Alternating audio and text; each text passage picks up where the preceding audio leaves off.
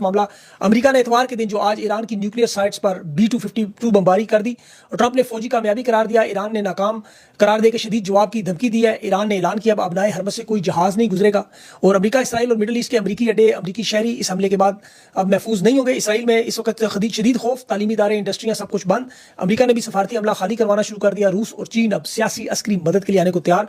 पाकिस्तान में सूरत हाल के असरात इंतहाई गहरे होंगे। अवामी रद्द-ए-अमल की शदीद आपको पता खतरा है। ट्रंप की बयानबाजी और बेहंगम मशवरों के बाद तीसरी आलमी जंग में 24-48 घंटे बढ़े हैं। अमेरिका में ट्रंप के मुआवजे की तैयारी भी शुरू होगी। लेकिन ये जो आज अमेरिका का हमला, उसकी तफसील मैं आपके सामने रखता हूँ। ईरान ने सबसे पहले तो भरपूर ताकत से आखिरी जवाब देने का दावा किया है कि अब अबनाए हरमस से कोई जहाज नहीं गुजरने देंगे और साथ ही डोनाल्ड ट्रंप से यह कहा कि शुरू तुमने किया है, खत्म हम करेंगे। अब अमेरिका का कोई शहरी, कोई फौजी इस खिते में नहीं बचेगा। ईरान के मीडिया पर बाकायदा अमेरिका का नक्शा दिखा के वो तमाम मिलिट्री बेसिस को टारगेट बनाने का ऐलान किया है। और ये मामला शुरू कैसे हुआ देखें। इसराइल के अंदर तो खौफ इस वक्त इतना है कि वहां तमाम तालीमी इदारे, मीडिया, काम करने वाले, इंडस्ट्रियां सब कुछ बंद कर दी गई हैं और ईरान ने ये दावा किया कि इस हमले से पहले वो तमाम जोहरी साइटों से अपने अफसुदा यूरेनियम को महफूज मकाम पर मुंतकिल कर चुके हैं। ये हमला ईरान कह रहे हैं नाकाम है और ये डोनाल्ड ट्रंप ने एक सियासी बयानिया बनाने के लिए किया है, फेस सेविंग के लिए किया है। लेकिन ट्रंप ने अभी जो खिताब किया अपनी कौम से, उसने कहा ये फौजी कामयाबी थी और हमने ईरान की जो अहम यूरेनियम की अफसुदगी की तनसीबात है वो तबाह की हैं और नेतन्याहू के साथ मिलकर एक टीम के तौर पर काम किया है। मशरिक़ वुस्ता का बदमाश अब अमन कायम करिए, इसके अल्फाज थे और उसने कहा या अब अमन होगा लाजमी, ईरान के पास ऑप्शन नहीं है और ये बड़ा मुश्किल हदफ था जो हमने कर दिया। आज दुनिया की कोई फौज नहीं कर सकती ये जो ट्रंप ने कहा कि हमने जो किया है। और कहा उसने कि खुदा इसराइल को बर्बाद करे और माफ कीजिए कि सलामत रखे, अमेरिका को भी सलामत रखे, ये उसने कहा। लेकिन आने वाली ये उसकी जो ट्वीट्स हैं ये खिताब उसका तसलसल था। मिलिट्री हमले को वो तारीखी हमला कह रहा है। इससे पहले ट्वीट की कि अमेरिका और इसराइल मिलकर ईरान के ऊपर हमला करेंगे और उन्होंने आज किया।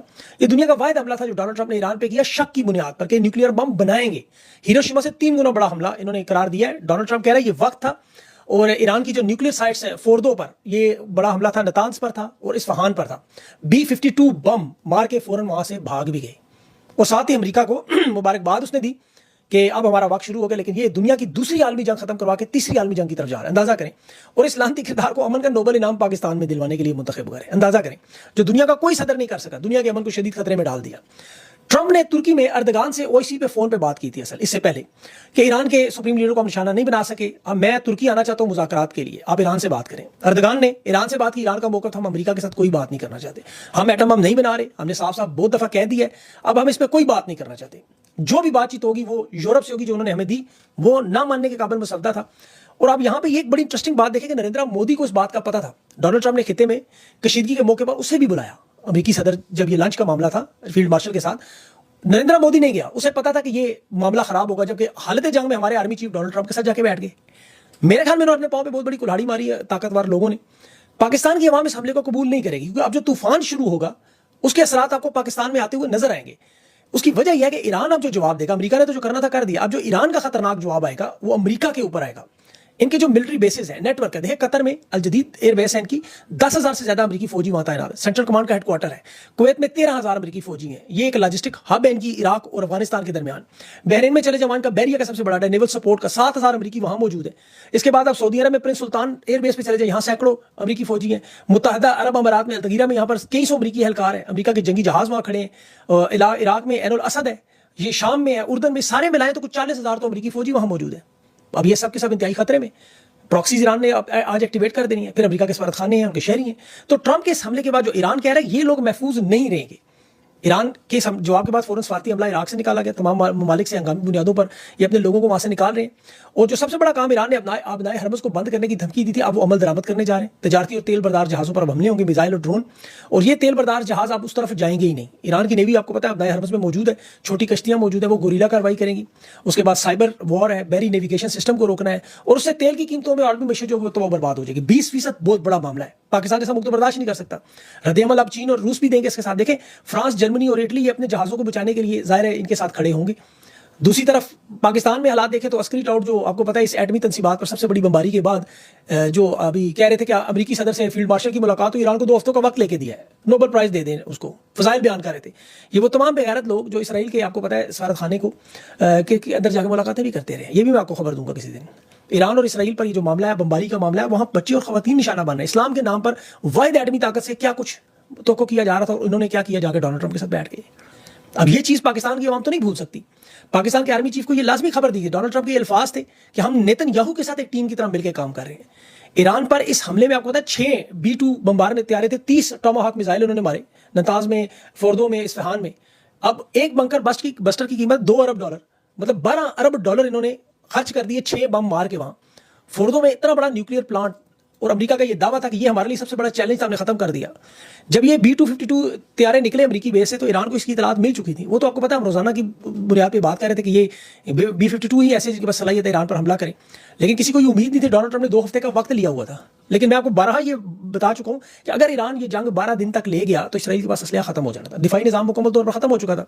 और ये सब उनकी फजा ईरान के कंट्रोल में थी, वो जहां चाहते थे, जिस जगह चाहते थे, अपना निशाना बना रहे थे। उनके ड्रोन जो थे, मिसाइल जो थे, वो आपको पता है आतिशबाजी की तरह उनके सरों पर टूट रहे थे।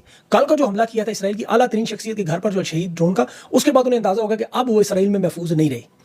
तो 12 दिन तक जंग गुजारना उनके लिए नामुमकिन था। तो 9वें दिन उन्होंने छुट्टी वाले दिन, आज इतवार को, अपना मजहबी दिन मनाते हुए ईरान पर तारीख का सबसे बड़ा हमला कर दिया और अमेरिका को एक ना खत्म वाली जंग में घसीट कर ले गए। ये जो अमेरिका दावे कर रहे हैं डोनाल्ड ट्रंप के इसराइल हमेशा के लिए महफूज हो गया, ये तो अब आने वाले दिन उनको पता चलेगा कितना महफूज हुआ और कितना गैर महफूज। अब तो पूरा खिता गैर महफूज हो चुका है। मिडल ईस्ट में जहां जहां अमेरिकी मफादात होंगे वो दिहाई खतरे में पड़ चुके हैं।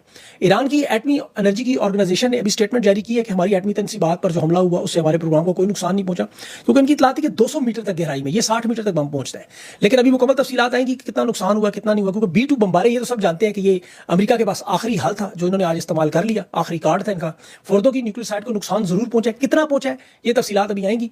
उसके अंदर कितना यूरेनियम था उसकी इतलात भी आएंगी, कितना लीक होगा, खिते में क्या होगा, ये सारी चीजें अभी सामने आ जाएंगी। इन्होंने ईरान की बंदरगाह जो बंदर अब्बास है वहां भी हमला किया। ईरान की पोर्ट बड़ी अहम थी, आपको पता है, अपनाए हरमस के करीब थी, जहां से 20% तेल दुनिया का गुजरता है। फिर ईरान की जो नेवी का हेडक्वार्टर है शायद रजेती में, वहां भी ये हमला था, तेल के ज़खायर थे। तो इस सारे मामले में ईरान की कब्र तोड़ने की कोशिश की, लेकिन वो इसमें बच गए। अच्छा, अमेरिका के इस हमले में अमेरिका की हुकूमत के रिचर्ड ग्रनेल, JD वैंस नायब सदर, ये इसमें शामिल नहीं थे। रिचर्ड ग्रनेल तो कहता है इंटरनेट बंद होने पर जो इलॉन मस्क को कि इंटरनेट खुलवाओ, पैसे मैं दे दूंगा, डोनेशन करूंगा। अमेरिका के कानून की भी सख्त खिलाफवर्जी हुई। कांग्रेस का कानून डोनाल्ड ट्रंप ने पैरों तले रौंदा है और अमेरिका की नस्लों को शदीद खतरे में डाला है। वो सैंडी बर्नर और सारे लोग ये जो इस वक्त कह रहे हैं कि इसके खिलाफ आप मुआवजे की कार्रवाई करेंगे, पार्लियामेंटेरियन।